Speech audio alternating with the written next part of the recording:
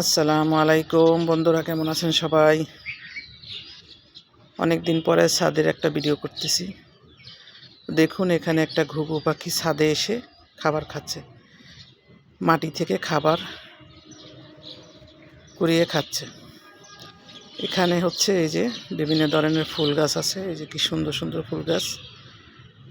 আমরা আসলে এগুলো নিয়েই থাকি, ভালো লাগে, গাছ লাগাতে ভালোবাসি, পশু পাখি পালতে ভালোবাসি। শুধু এখানে গরু ছাগল পালতে পারতেছি না, এটাই সমস্যা। ওটাও পালার ইচ্ছে, যদি কখনো নিজের একান্তভাবে একটা ছাদ হয় তাহলে সেটাও চেষ্টা করব।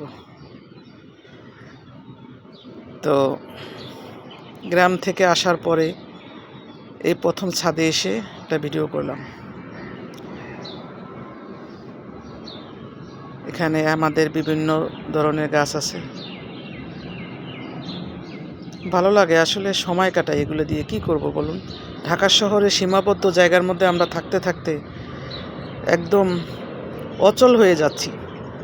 তাই চেষ্টা করি যাতে মনটা ভালো থাকে, সচল থাকে, শরীরটা ভালো থাকে, অকেজো হয়ে না যায়। সেই জন্য এগুলো নিয়ে ব্যস্ত থাকি। এগুলো নিয়ে একটু কাজ করলে ওই সময়টা আমাদের একদম ভালো যায় এবং শরীরটাও ভালো থাকে, নড়াচড়া হয়।